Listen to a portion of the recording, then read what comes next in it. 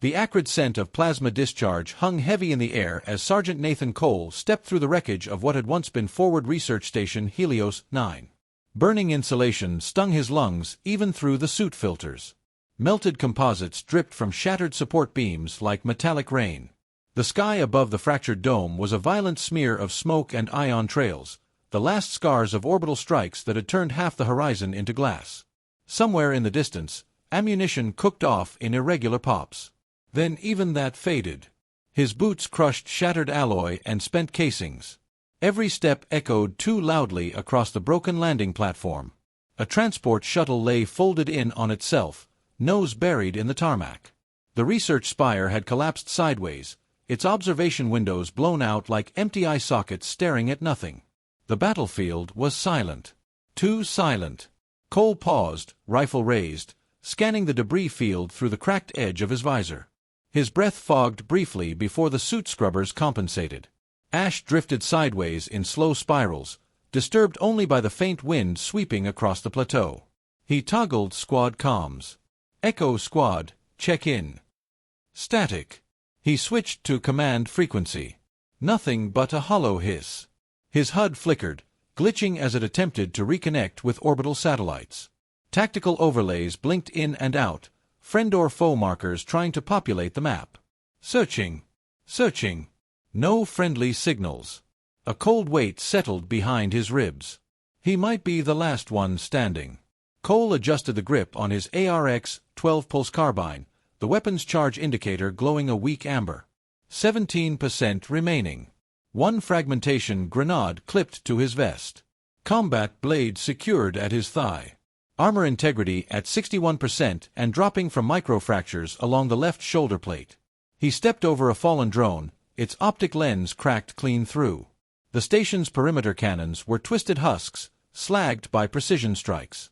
Whoever had attacked hadn't come to raid. They'd come to erase. A faint smell cut through the smoke, sharp, unfamiliar. Not human blood. Alien. He followed it instinctively, boots scraping across broken glass and charred polymer flooring. Helios 9 had been a joint research outpost, studying a captured extraterrestrial lifeform recovered from deep space. Command had labeled it a non-sentient biological specimen. Disposable. Expendable. Not worth risking personnel for.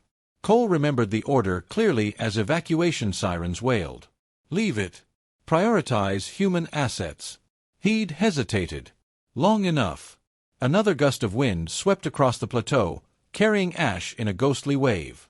He climbed the half-collapsed access ramp toward the containment wing, rifle tracking every shadow.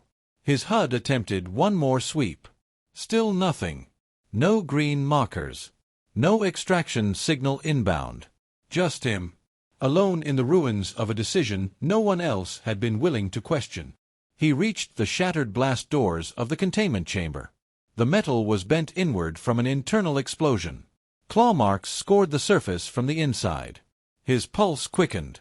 Specimen containment breach confirmed, he muttered to himself. He stepped through the doorway, weapon raised. The air inside was warmer. Charged. Alive. They said the alien wasn't worth saving. Cole scanned the darkness ahead, jaw tightening. Guess we'll see about that. A faint scrape echoed from the far side of the containment chamber. Cole froze. His rifle snapped toward the sound, HUD magnifying the darkness between shattered stasis pods. Steam hissed from ruptured coolant lines, curling low across the floor like living fog. A cracked containment cylinder lay on its side, glass blown outward from within. Motion detected. Weak. Irregular. Not mechanical. Cole advanced slowly, boots crunching over crystalline shards that once formed reinforced observation panels. His visor filtered shifting heat signatures, struggling to lock onto a stable form through the haze. Beneath a collapsed section of ceiling and twisted reinforcement struts lay a figure that didn't belong to the smoke and ruin. She was nothing like the sterile briefings had described.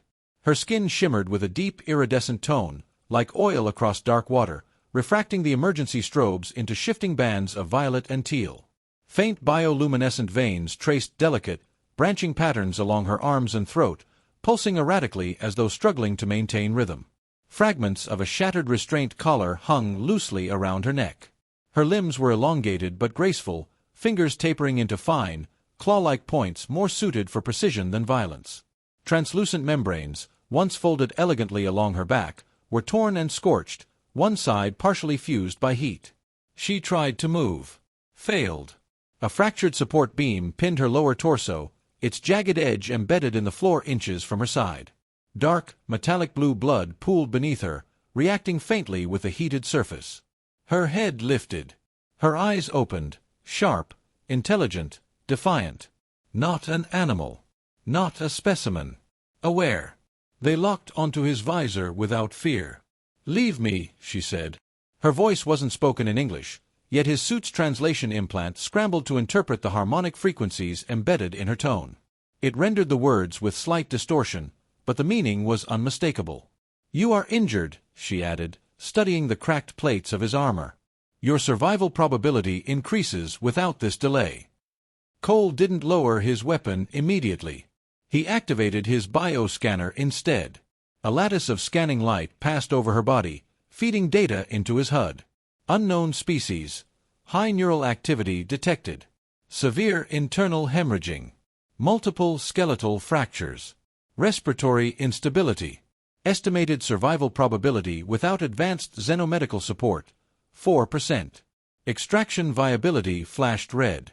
Even if a dropship responded, which it wouldn't, her physiology was incompatible with standard Terran medical stabilization.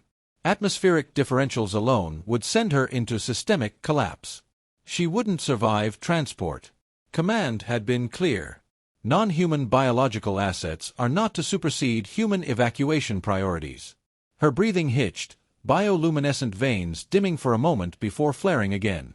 "You are alone," she observed quietly. He didn't answer. Because she was right.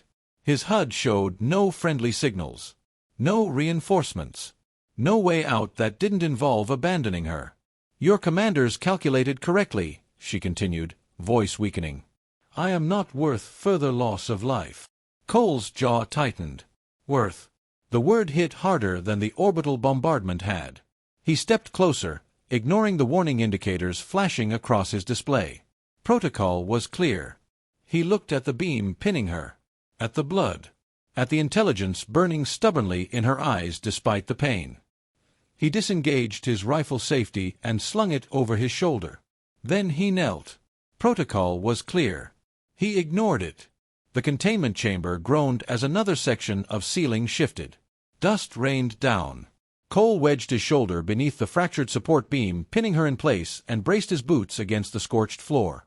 "Structural collapse imminent," his HUD warned. "Yeah," he muttered. "Add it to the list." He triggered his suit's servo assist and heaved. The beam resisted. Then shifted. Her breath caught as the pressure eased. The bioluminescent veins along her throat flared brighter, reacting to the sudden change in pain. Cole shoved harder, teeth gritted, until the metal screeched sideways and slammed against a cracked stasis pod. He dropped to one knee beside her. "Like hell," he muttered, sliding one arm beneath her shoulders and the other carefully under her legs. She was warmer than he expected. Lighter too, though the tremor in her muscles told him she was far closer to collapse than she let on. "You are illogical, human," she said as he pulled her free of the debris. "Yeah," he grinned faintly behind his visor. "It's kind of our thing." He lifted her. His suit whined in protest, microfractures along his shoulder plate flashing amber. Her torn membrane brushed against his armor as he adjusted his grip, careful not to press against the worst of her injuries. "You endanger yourself for a specimen," she said quietly. "You keep calling yourself that," he replied, stepping toward the fractured exit corridor. "You don't sound like one." She studied him, eyes narrowing slightly. "You were ordered to abandon this facility." "Correct." "You were ordered to prioritize your own species." "Also correct." "And yet you remain." He glanced down at her. "You breathing?" "Barely." "Good. Then we're still in this." A faint flicker of something, confusion, maybe, crossed her expression. "You misunderstand the equation," she said. "My survival probability is negligible. Your extraction probability increases by 37% if you leave me." Cole snorted softly. 37%, huh? Yes. That all? She blinked. My species does not gamble with such margins. Mine does. Another tremor rolled through the station. Distant metal tore apart with a grinding shriek. He quickened his pace despite the strain building in his legs. You are not genetically optimized, she observed, gaze drifting across his battered armor. Your physiology is inefficient. Your regenerative capacity is limited. Wow, he muttered. You aliens don't waste time with compliments. It is not insult, she said evenly. It is fact. Here's a fact, he replied. We don't leave people behind. You do, she countered. Your commanders already have. That one landed. He didn't answer immediately. Instead, he adjusted his hold as they reached a partially intact service hallway. Emergency lights flickered overhead, bathing them in red pulses. They left you too, he said finally. Silence. Her eyes shifted away. That was strategic, she said after a moment. I am a liability. He stopped walking. Carefully, he lowered her just enough so she could see his faceplate straight on. Listen, he said, voice firm. You're not a liability. You're alive. Her breathing faltered slightly at the conviction in his tone. You don't even know what I am, she whispered. No, he agreed. But I know what I am. She tilted her head faintly. And what is that? He lifted her again, stepping back into the corridor as distant impacts echoed closer. Stubborn. A faint, almost imperceptible curve touched her lips. You will die because of this, she said softly. Probably, he replied. Then, after a beat. But you won't. For the first time since he'd found her beneath the wreckage, the defiance in her eyes shifted. Not gone. Just reconsidering. And as he carried her through the burning remains of Helios 9, something unspoken settled between them. Not logic. Not strategy. Choice. The service hallway ended in a shattered loading bay. Cole slowed, lowering her gently behind an overturned cargo hauler as his HUD flashed a new warning. Multiple contacts. Closing fast. Heavy footfalls echoed from the far corridor, measured, synchronized. Not the chaotic scrambling of survivors. Hunters. She stiffened slightly in his arms, head tilting as if listening to something beyond sound.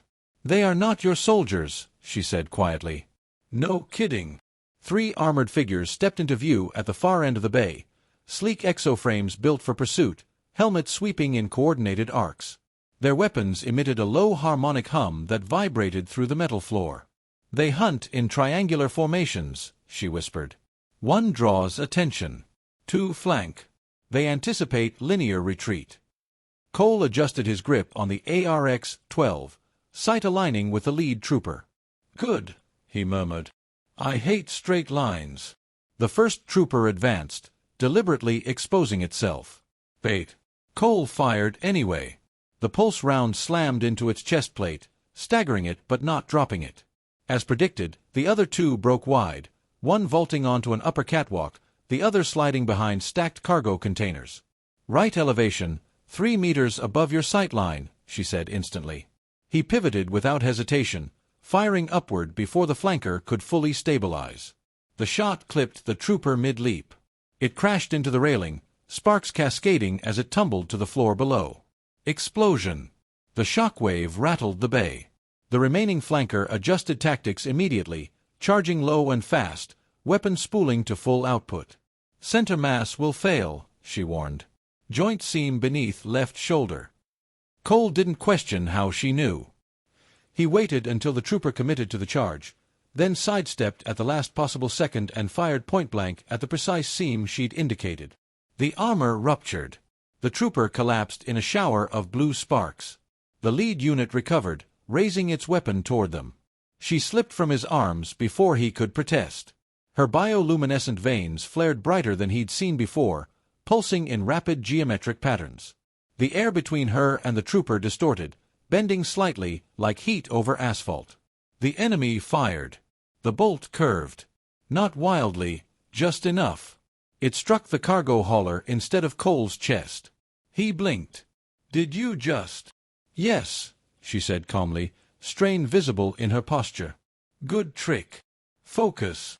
He advanced while the trooper recalibrated, using the brief confusion to close distance. She shifted her hand subtly, altering the trooper's balance just enough to destabilize its stance. Half a step. That was all he needed. Cole drove forward, slamming the butt of his rifle into the enemy's helmet before firing directly through the cracked visor. Silence fell again. Smoke drifted. His heart pounded in his ears.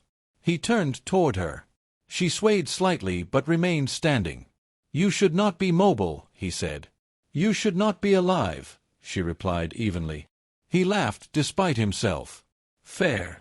She looked over the fallen hunters, then back at him. "Your timing was precise. Your directions were helpful." A faint glimmer, almost playful, touched her eyes. "Impressive shooting," she breathed. "Impressive intel," he replied. For a moment, the burning station around them seemed smaller, less overwhelming. "We function efficiently together," she observed. "Yeah," he said, checking the corridor for additional movement. "We kind of do." More distant echoes signaled reinforcements mobilizing. She stepped closer this time without prompting. "Then let us continue proving them wrong," she said softly. He offered his arm again, not as a burden this time, as a partner. "After you," he said. And together, they moved toward the next wave. They reached the sublevel vault just as the station's main power grid failed completely. Darkness swallowed the corridor. Then the chamber ahead ignited with soft, alien light. At its center stood a circular apparatus embedded in the floor, 3 concentric rings of black alloy surrounding a suspended crystalline core. It pulsed slowly, like a heartbeat waiting to be answered. She stopped. Recognition flickered across her face. "This was not part of your facility," she murmured. Cole scanned it. No Terran signatures. No known weapon systems. Energy readings were off the charts but stable. "Let me guess," he said. "That thing does something important." "It is a resonance crucible," she said. "Ancient. Rare." Behind them, distant metallic impacts echoed through the loading bay. Reinforcements had arrived. "How rare?" he pressed. "It was designed to preserve my kind when mortally wounded," she said quietly. "But it does not function alone." Of course it didn't. She stepped toward the device, placing her palm near the crystalline core. It flared brighter instantly, reacting to her presence. "It requires dual neural synchronization," she said. Cole frowned. "In English." "It requires 2 sentient beings," she clarified. "Biological compatibility is assessed. Energy is redistributed. Damage is repaired." "That sounds good so far." Her gaze met his. "It creates a biological bond," she said. He paused. "Define bond." She didn't look away. "Permanent." The word lingered in the glowing chamber. Behind them, his HUD lit up with fresh enemy signals sweeping the sublevels. Multiple units. Heavy signatures. Time was collapsing. "What kind of permanent?" he asked carefully. "Our neural pathways would partially integrate," she explained. "Sensory echoes. Emotional bleed-through. Shared physiological stabilization. If one experiences trauma, the other will feel it." He raised an eyebrow behind his visor. "So no secrets?" "Very few." Another explosion thundered closer. "And if we don't use it?" "My injuries will progress beyond recovery," she said. "And you will not survive the next engagement alone." He looked at the tactical map. 5 hostiles. Closing fast. Then at her, still standing through sheer will. Then at the crucible. "Let me get this straight," he said. "I either leave you and probably die anyway, or step into a glowing alien ring that permanently rewires my brain." "Yes." A pulse of enemy movement flashed red. 30 seconds. He exhaled. "Yeah," he said, stepping into the chamber's inner circle as the rings began to rotate. "I've made worse decisions." She joined him without hesitation. The crystalline core flared, and the doors behind them began to buckle. The resonance crucible detonated in light. Not outward. Inward. Cole felt something reach through him, not invasive but searching. His breath caught as sensation multiplied. The pressure in his chest wasn't fear. It was awareness. He felt her thoughts before she spoke them. Not words. Patterns. Spatial mapping of the room. Enemy vectors calculated in layered probability webs. Structural weaknesses in the walls. Energy fluctuations in the troopers' weapons beyond the sealed vault door. And beneath all of it, her pain, her resolve, her surprise at the immovable wall of human stubbornness that met her halfway. She felt his pulse spike, felt the way he centered himself before a fight, the micro-adjustments in his grip when preparing to fire, the stubborn refusal to retreat even when statistics screamed otherwise. The crucible's rings accelerated. Light threaded through his armor seams, fusing with the suit's circuitry. His HUD glitched, then reassembled with alien symbology interwoven seamlessly into Terran code. Her fractured membrane reknit in a shimmer of living crystal. The bioluminescent veins along her skin brightened to full intensity. The vault door exploded inward. Smoke. Shock troopers. Weapons raised. He stepped forward. And she stepped with him. She felt his trigger pull before he fired. The pulse round left his rifle, and she bent its trajectory mid-flight. It split along an invisible gravitational seam, striking 2 targets instead of 1. The first rank collapsed instantly. Return fire erupted. She raised her hand. He planted his feet. A curved kinetic barrier snapped into existence around them, anchored by his stance and amplified by her control. Energy bolts struck and dispersed in cascading arcs of blue light. They moved, not as 2 beings, but as a single will. He rolled left. She destabilized the floor beneath an advancing trooper. He rose into a firing stance. She compressed local gravity around a weapon joint. He fired. Armor ruptured exactly where she predicted. One trooper attempted a flanking maneuver. She sensed it before visual contact. He pivoted without looking. 1 shot. Down. The remaining enemies faltered. Confusion rippled through their formation as every tactical assumption failed in real time. They had trained against humans. They had trained against her species. They had not trained for both. Cole advanced deliberately, feeling her power surge in controlled bursts rather than chaotic flares. She felt his endurance anchoring her, preventing the crucible's energy from overwhelming her nervous system. Together, they were balanced. Integrated. The final trooper attempted retreat. She shifted gravity. He closed distance. 1 clean strike ended it. Silence returned to the vault. Smoke curled upward through fractured beams of alien light. The battlefield had changed. Not because one species was stronger, but because one human refused to calculate worth by survival odds. And one alien chose to trust him. And now, neither of them was fighting alone. The last of the enemy dropships lifted from the shattered horizon. Through the bond, Cole felt their retreat ripple like a receding storm, confusion in their command signals, recalculations spiraling through tactical networks that no longer made sense. They had come to retrieve a specimen. They were leaving behind something far more dangerous. Beside him, she stood steady now, no longer barely surviving. The bioluminescent patterns beneath her skin pulsed in calm, synchronized rhythm with his heartbeat. Station alarms had gone silent. For the first time since the bombardment began, there was no immediate threat. And yet, "There's something you should know," she said quietly. He turned toward her. He felt it before she finished forming the thought. Through their bond, something subtle shifted, an unfamiliar harmonic threading between their shared neural current. A third presence. Faint. New. Not fear. Not pain. Potential. His breath slowed. "That's not residual energy from the crucible," he said. "No," she replied. Her gaze softened, losing some of the guarded sharpness she'd carried since he found her beneath the wreckage. "The resonance crucible does not merely restore," she continued. "When 2 compatible neural matrices achieve full synchronization, it may initiate continuity." He stared at her. "Continuity," he repeated carefully. "A successor." The word felt heavier than the collapsed station around them. Through the bond, he sensed it more clearly now, a microscopic convergence of their genetic architectures. Human adaptability. Alien psionic complexity. a biological bridge forming where war had once drawn lines. "You're saying, yes." He let out a slow breath that almost turned into a laugh. "Of course it would do that." She tilted her head slightly. "You are displeased?" "Just processing," he said.